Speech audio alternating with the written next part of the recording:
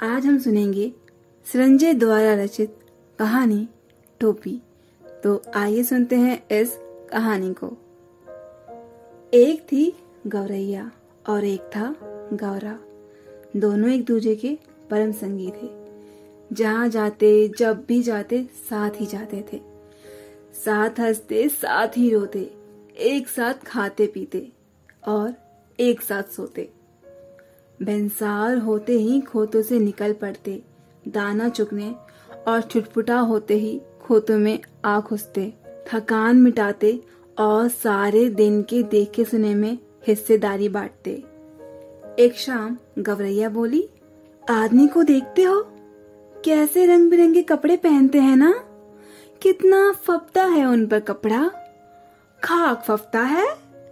गौरा तपाक से बोला, कपड़ा पहन लेने के बाद आदमी और भी बदसूरत लगने लगता है। लगता है तुम लटजीरा चुक चुके हो ना। बोलो, लटजीरा चुक चुके हो ना। गौरैया तपाक से बोली, कपड़े पहन लेने के बाद आदमी की कुदरती खूबसूरती ढक जाती है। गौरा बोला, अब तू ही सोच, अभी तो तेरी सुगड़ काया का एक एक कटाव मेरे सामने है। रोवे रोवे की रंगत मेरी आंखों में चमक रही है। अगर अब तू मानुस की तरह खुद को सरापा ढक ले तो तेरी सारी खूबसूरती ओझल हो जाएगी कि नहीं। कपड़े केवल अच्छा लगने के लिए नहीं, गौरैया बोली, मौसम की मार से बचने के लिए भी पहनता है आदमी। तू समझती नहीं है। गौरा बोला, कपड़े पहन पहन कर जाड़ा बरसात सहने की उनकी ताकत खत्म होती जाती है और इस कपड़े में बड़ा लफड़ा भी है। कपड़ा पहनते ही पहनने वाले की औकात पता चल जाती है। आदमी की हैसियत में भेद पैदा हो जाता है। फिर आदमी कपड़ा पहनने से बाज क्यों नहीं आता है। गौरैया बोली, नित नए नए लिबास तो सिलवाता ही रहता है। यह तो नीरा पोंगापन है। गौरा बोला, आदमी तो लिबास से फकत लाज ही नहीं ढकता, हाथ पैर जो चलने फिरने काम करने के वास्ते हैं उन्हें भी दस्ताने और मोजे से ढक लेता है। सिर पर लटे उन्हें भी टोपी से ढक लेता है। अपन तो नंगे ही भले हैं। उनके सिर पर तो टोपी कितनी अच्छी लगती है ना। गौरैया बोली, मेरा भी मन करता है कि मैं भी टोपी पहनूं। टोपी तो तू पाएगी कहाँ से। गौरा बोला, टोपी तो आदमियों का राजा पहनता है। जानती है, एक टोपी के कितनों का टाट उलट जाता है। जरा सी चूक हुई नहीं कि टोपी उछलते देर नहीं लगती। अपनी टोपी सलामत रहे इसी फिक्र में कितनों को टोपी पहनानी पड़ती है। मेरी मान, तो इस चक्कर में मत फंस। गौरा था तनिक समझदार, इसलिए शक की। गौरैया थी जिद और धुन की पक्की। ठान लिया सो ठान लिया, उसको ही जीवन का लक्ष्य मान लिया। कहा गया है, जहाँ चाहा वहीं रहा। मामूल के मुताबिक अगले दिन दोनों घूरे पर चुगने निकले। चुगते चुगते उसे रुई का एक फाहा मिला। मिल गया मिल गया मिल गया। गौरैया मारे खुशी के घूरे पर लौटने लगी। अरे क्या मिल गया रे। गौरे ने चिहाक कर पूछा। मिल गया मिल गया मिल गया, टोपी का जुगाड़ मिल गया। गौरैया ने गौरे के सामने रूही का फाहा धर दिया। तेरे जैसा ही एक बावरा था। गौरा बोला, रास्ता चलते चलते उसे अचानक एक दिन पड़ा हुआ चाबुक मिल गया। चाबुक था बड़ा उम्दा और लचकदार, किसी घुड़सवार के हाथ से छूट कर गिर गया होगा। चाबुक हाथ लगते ही वह बाबरा चीखने लगा था। चाबुक तो मिल गया, बाकी बचा 3 घोड़ा लगाम जिन। अब ये तीनों तो रास्ते में उसे पड़े मिलने से रहे थे। सब काम धंधा छोड़कर वह बाबरा ताउम्र यही रटता रहा। बाकी बचा 3 घोड़ा लगाम जिन। गौरा उसे समझाते हुए बोला, इस रुई के फाहे से लेकर टोपी तक का सफर तुझे कुछ अता पता भी है? बस देखते जाओ अब कैसे बनती है मेरी टोपी। गौरैया रूही का फाहा लिए एक धनिया के पास चली गई और बड़े मनोहर से बोली, धनिया भैया, ओ धनिया भैया, इस रूही के फाहे को धुन दो। धुनिया बेचारा था बूढ़ा, जाड़े का मौसम था। उसके तन पर वर्षों पुरानी तार तार हो चुकी एक मिर्जई पड़ी हुई थी। वह कांपते हुए बोला, तू जाती है कि नहीं? देखती नहीं, अभी मुझे राजा जी के लिए रजाई बनानी है। एक तो यहाँ का राजा ऐसा है जो 4 का दाम चलाता है, ऊपर से तू आगे फोकट की रुई धुनवाने। उर्जना करो भैया, गौरैया बोली, मैं तुम्हें पूरी उजरत दूंगी। इसे धुन दो भैया, आधा तुम ले लो, आधा मैं ले लूंगी। उर्जना करो भैया, गौरैया बोली, मैं तुम्हें पूरी उजरत दूंगी। इसे धुन दो भैया, आधा तुम ले लो, आधा मैं ले लूंगी। दुनिया को अपनी जिंदगी में आज तक इतनी खरी मजदूरी कभी ना मिली थी। 16 आने में 8 आने मंजूरी, तो इसके लिए तो सपना ही था। वह झट से तैयार हो गया। खर्रचर उसकी ताती बज उठी। उसने बड़े मन से रुई धुनी। लो इसे। उसमें से आधा दुनिया ने ले लिया और आधा गौरैया ने। इससे उत्साहित गौरैया एक कोरी के यहाँ गए और कहने लगे, कोरी भैया, ओ कोरी भैया, इस धुनी हुई रुई से सूत काट दो। कोरी की कमर झुकी हुई थी। उसके बदन पर धज्जी धज्जी हो चुका एक धूसा डाल रखा था। वह बड़ी अनिच्छा से बोला, तुम लोग यहाँ से भागते हो कि नहीं? देखते नहीं मुझे राजा जी के अचकन के लिए सूत काटने हैं। मुझे फुर्सत नहीं है मुफ्त की मल्लर गाने की। हाँ भैया, इस मुल्क में सब काम क्या राजा के लिए ही होता है? गौरैया अचरज से बोली। तू किस मुल्क से आई है रे? कोरी ने उसे आंख भर के देखा। जानती नहीं यहाँ का चलन? खट मेरे बर्धा, बैठ खाए तूरंग। यहाँ सब काम राजा जी के नाम पे ही होता है और राजा जी के लिए ही होता है। राजा जी के लगुए बगुए भी तो बहुत हैं। इसी में उनका भी काम होता है। मुकरो मत भैया, हम तुम्हें माकुल मुआवजा देंगे। गौरैया बोल पड़ी, इसे काट दो, आधा तुम ले लेना, आधा मैं ले लूंगी। कोरी भी तैयार हो गया।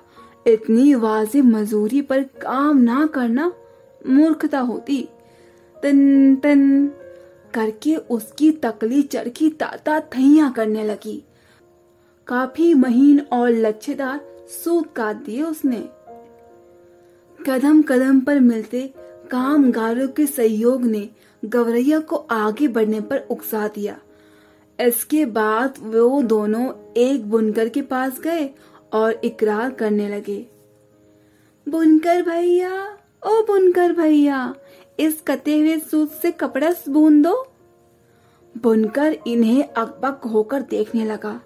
हटते हो कि नहीं यहाँ से? देखते नहीं, अभी मुझे राजा जी के लिए बागा बुनना है। अभी थोड़ी देर बाद ही राजा जी के कारिंदे हाजिर हो जाएंगे। साव करे भाग तो, चबाए करे चाकर। इतना कहकर बुनकर अपने काम में मशगूल हो गया।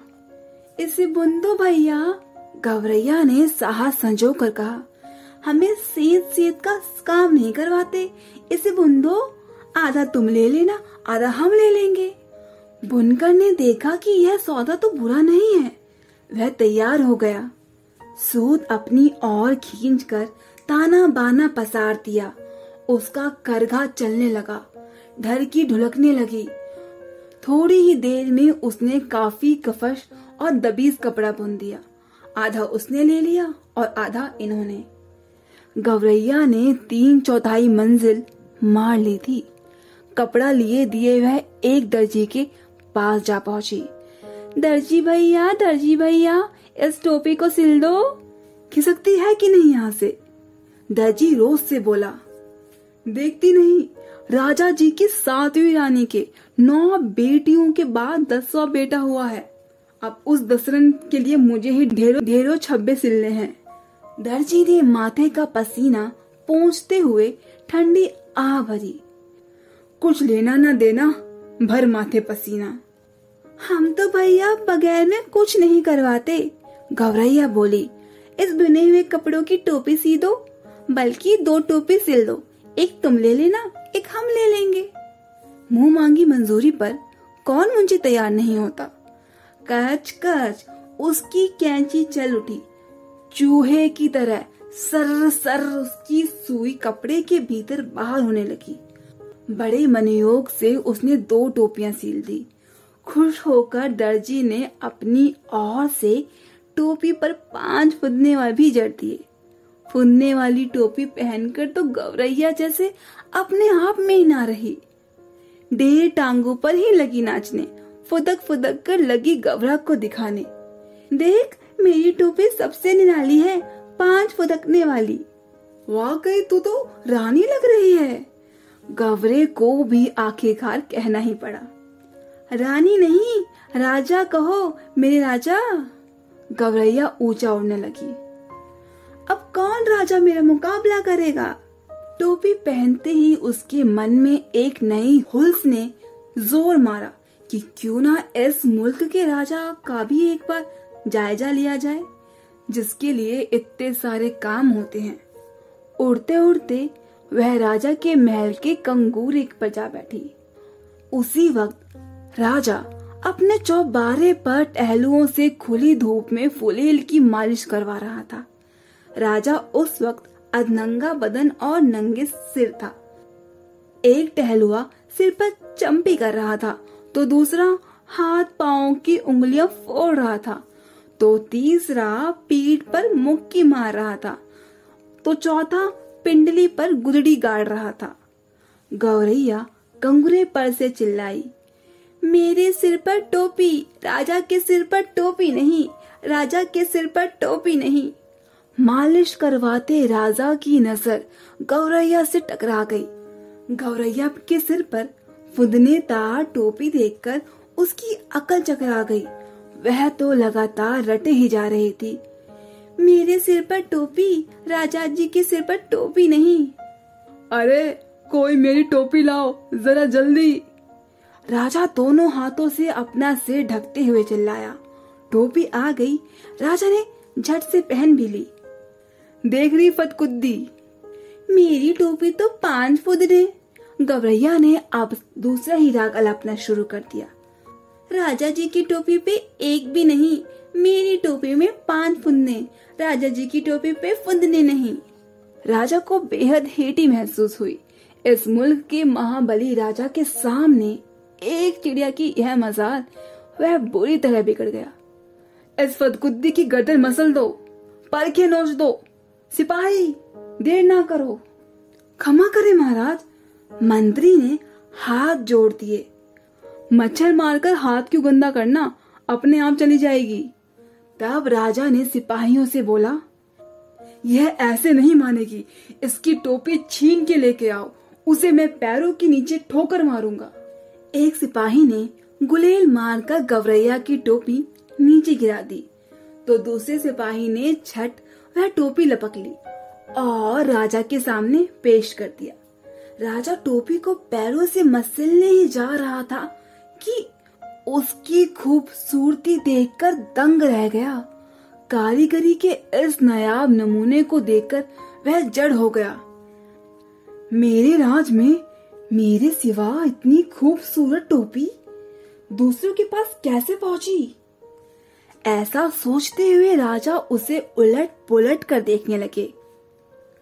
इतनी नगीना टोपी इस मुल्क में बनाई किसने?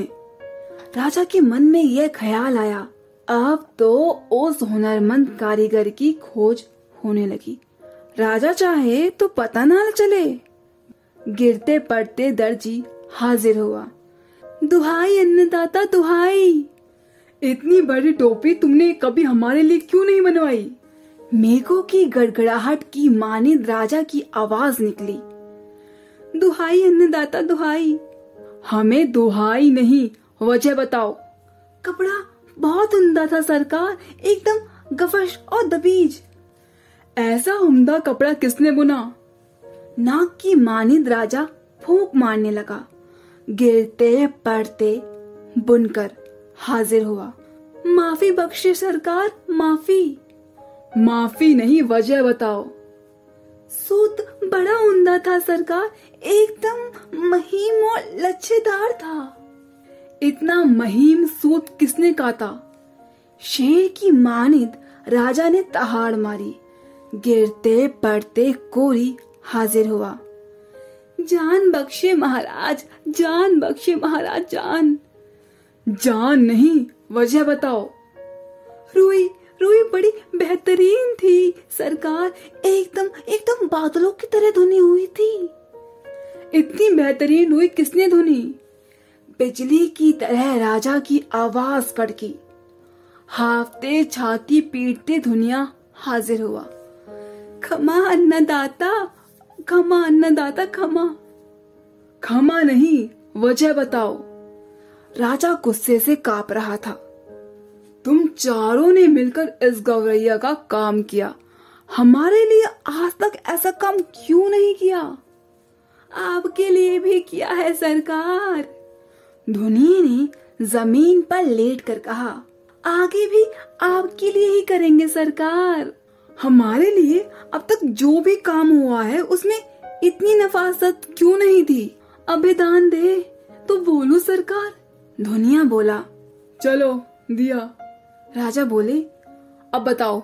महाराज, इस गौरैया ने ना जो भी काम करवाया उसमें आधा हिस्सा दे देती थी। जिसके पास बहुत कुछ होता है वह कुछ भी नहीं देता।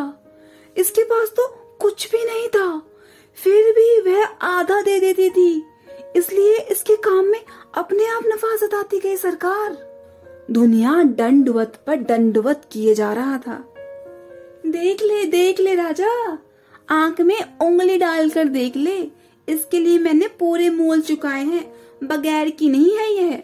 गौरैया फिर चिल्लाने लगी, यह राजा तो कंगाल है, नीरा कंगाल। इसका धन घट गया है लगता है, इसे टोपी तक नहीं जुड़ती, तभी तो इसने मेरी टोपी छीन ली। राजा तो वाकई अकबका गया था।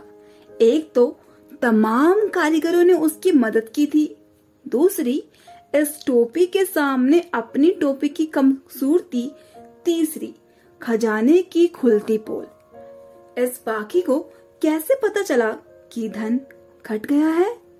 तमाम बेकार कारवाने बहुत सख्ती से लगान वसूलने के बावजूद राजा का खजाना खाली ही रहता था। इतना ऐशो आराम, इतनी लश्करी, इतनी लवाजमी का बोझ खजाना संभाले भी तो कैसे? तमाम लोग निकल आए थे वहां पर यह अनोखा तमाशा देखने। मंत्री ने हौले से कहा, यह मुफर तो राजा को बेपर्दा ही करके दम लेगी। राजा तो खुद घबरा ही गए थे, छट से बोल पड़ा, इसकी टोपी वापस कर दो। सिपाहियों ने कहना माना। टोपी वापस कंगूरे की और हवा में उछाल दी गई। गौरैया ने फिर से टोपी पहन ली और उड़ उड़ कर कहने लगी, यह राजा तो डरपोक है, नीरा डरपोक, मुझसे डर गया, तभी तो इसने मेरी टोपी लौटा दी। हाँ, कौन इस मुंहफट के मुंह लगे? क्यों मंत्री जी? ऐसा कहकर राजा ने अपनी टोपी कसकर पकड़ ली।